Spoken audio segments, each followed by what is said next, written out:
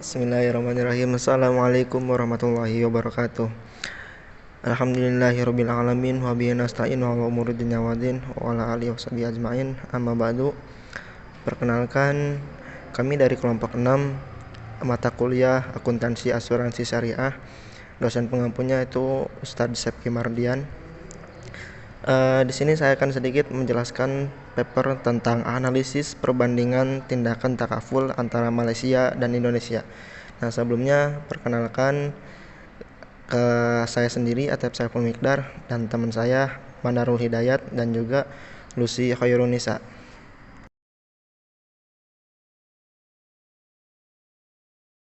Baik, di tahun 2011 yaitu tahun bersejarah untuk implementasi regulasi keuangan global, termasuk sektor keuangan Islam. Namun, sektor asuransi sama sekali tidak memiliki seperangkat persyaratan regulasi internasional yang dapat diandalkan dan berstandar. Nah, menurut Han dan Bati, Malaysia dan Indonesia termasuk negara-negara di Asia Tenggara yang mempromosikan versi paling komprehensif dan maju untuk perbankan dan keuangan syariah di kawasan tersebut.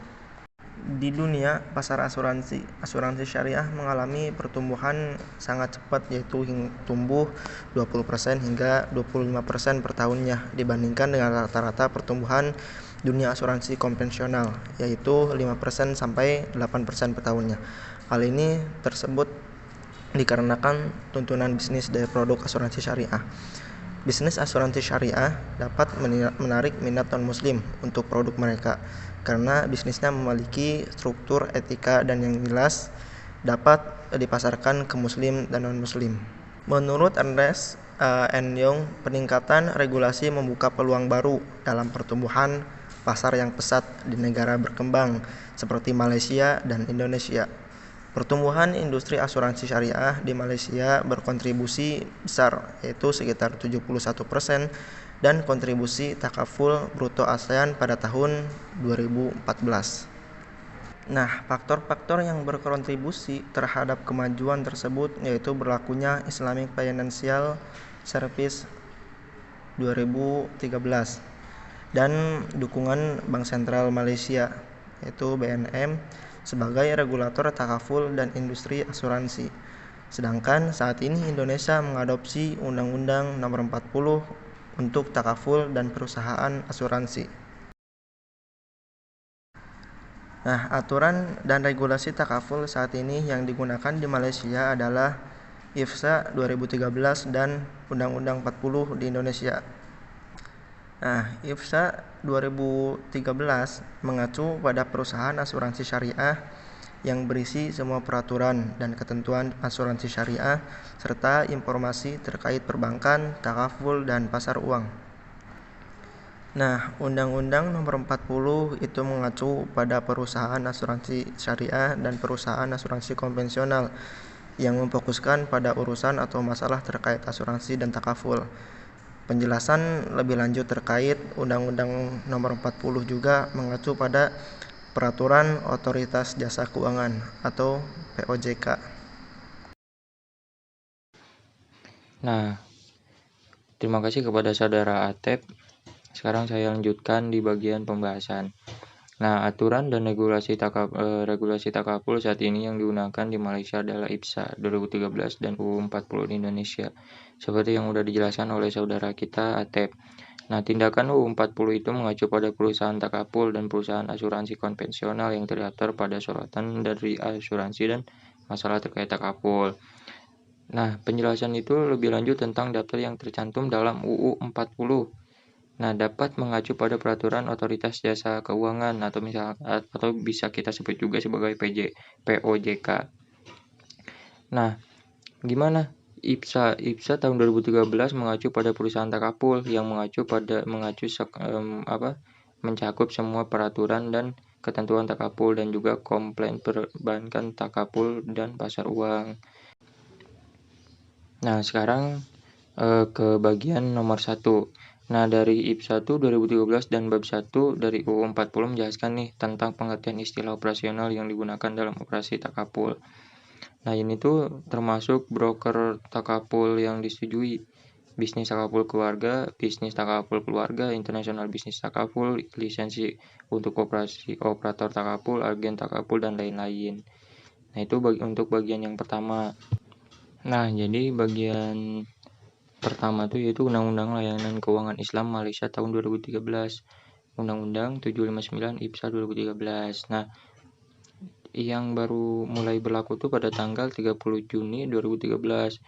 Maksudnya apa tujuannya? Jadi tujuan utamanya itu mempromosikan stabilitas keuangan dan kepatuhan terhadap syariah dan lebih jauh memperkuat regulasi lembaga keuangan Islam.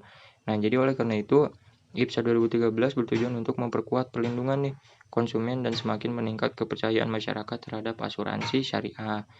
Nah, jadi untuk memperkuat nih, karena adanya IPSA 2013 itu untuk memperkuat kepercayaan masyarakat terhadap asuransi syariah. Nah, pada saat yang sama tuh masih harus dilihat apakah IPSA 2013 juga akan mendorong operator takaful untuk lebih mempertimbangkan tanggung jawab sosial dan agama yang merupakan fundamental di balik konsep takaful. Gitu, itu untuk bagian yang pertama. Berlanjut ke bagian kedua dari IPSA dan bab 13 dari UU 40 menjelaskan tentang tujuan regulasi, kekuasaan, fungsi bank, dan regulasi serta pengawasan sektor takaful. Nah, jadi apa tuh tujuannya dari bagian kedua ini? Yaitu tujuannya untuk mempromosikan stabilitas keuangan dan kepatuhan terhadap syariah.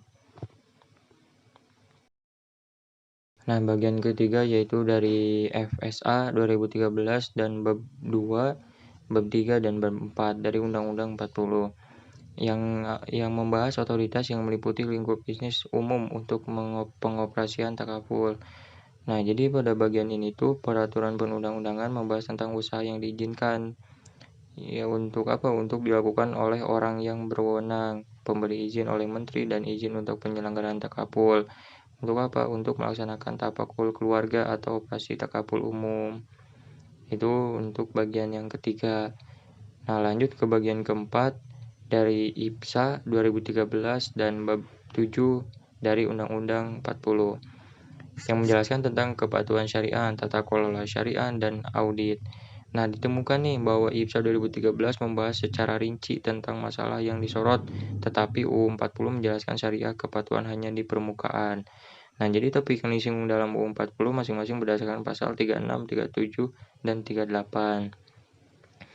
Nah, slide selanjutnya itu bagian ke-5 dari IPSA 2013 dan bab 5 dari UU 40 yang membahas tentang sistem pembayaran berdasarkan peruntukan sistem pembayaran dan instrumen pembayaran Islam, persyaratan penyelenggaraan sistem pembayaran dan finalistis pembayaran.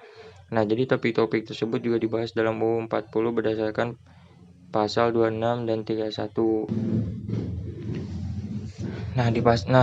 Jadi di pasal 26 itu yang berbunyi perusahaan perasuransian wajib memenuhi standar perilaku usaha yang mencakup ketentuan mengenai yang pertama ada beberapa poin A sampai H. Nah, di bagian kedua ketentuan lebih lanjut mengenai standar perilaku usaha sebagai dimaksud pada ayat 1 diatur dalam peraturan otoritas jasa keuangan. Nah, ada juga di pasal 31 di 31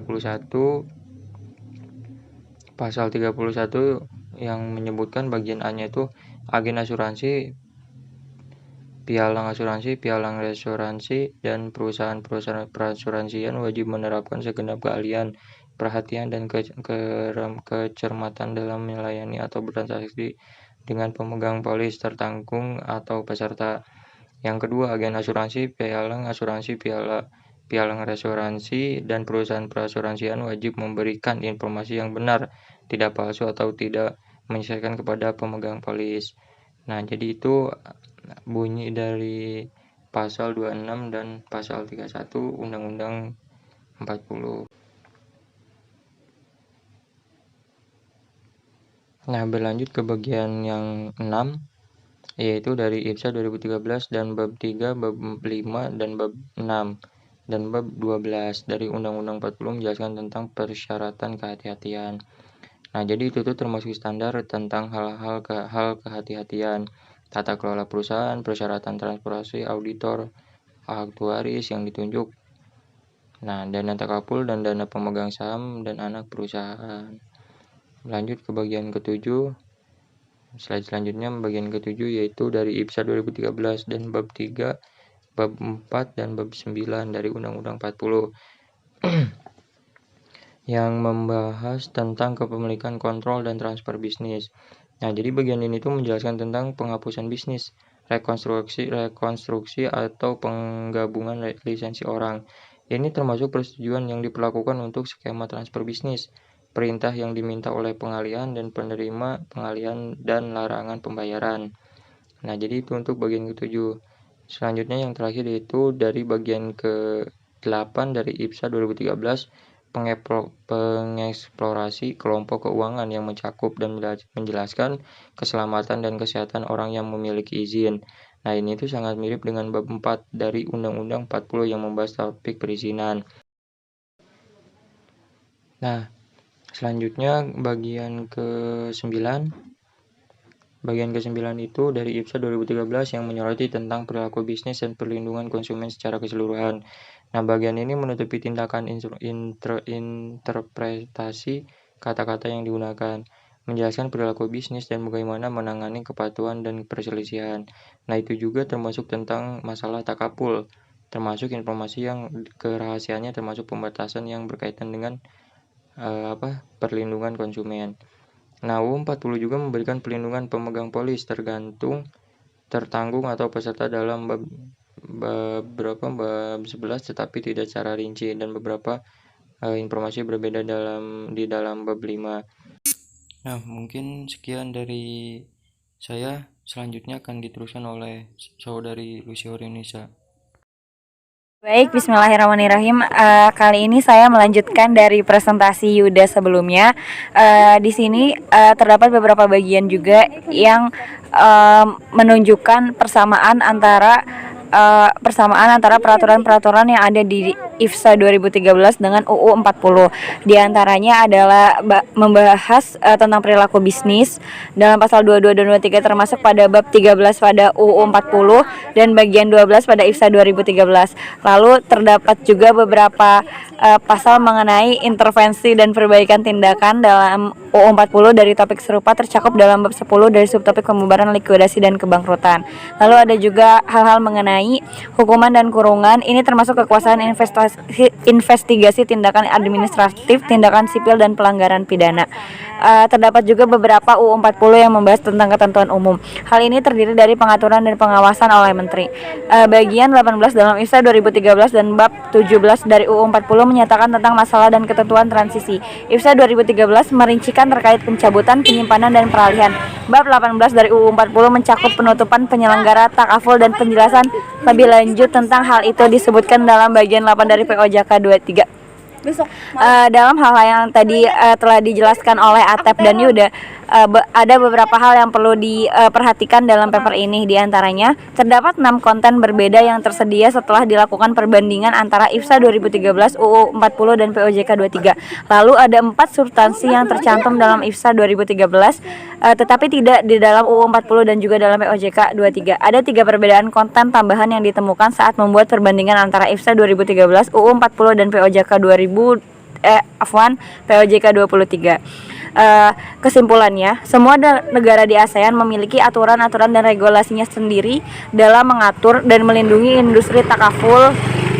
Regulator bertanggung jawab untuk menetapkan persyaratan modal minimum, regulasi solvabilitas pemegang polis, perlindungan, dan pembatasan kepemilikan asing.